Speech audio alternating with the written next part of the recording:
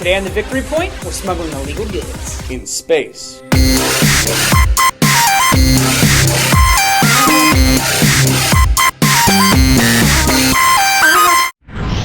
Welcome to the Victory Point, the show where everything's decided by D20. We're your hosts, Ben McClain And Cheney Hester.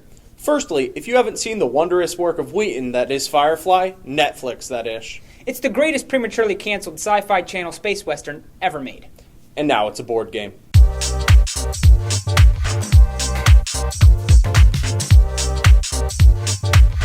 In Firefly the Board Game, you explore space, smuggle illegal goods, transport for the Alliance, and work your way towards a randomly selected win condition.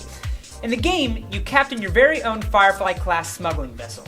You travel around the verse completing jobs for the very same employers that are featured in the show. You can visit 5 planets in order to hire crew members, purchase technology, weapons, fuel, and upgrade that ship. Upgrade that what?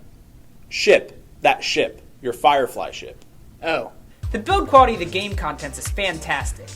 The game pieces are actual 3D modeled ships that are in the show, and the in-game currency is even better than some countries' actual legal tender.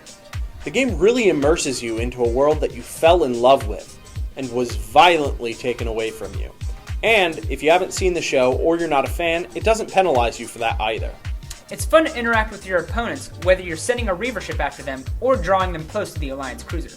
If you're not a fan of luck-based games such as Risk or Settlers of Catan, the only luck element in this game is possible engine failure or a conscious decision to go looking for trouble.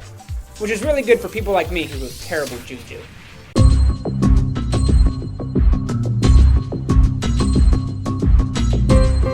Pros: high build quality, good player interaction, and a modular system which, despite being out less than a year, it already has an expansion released for it.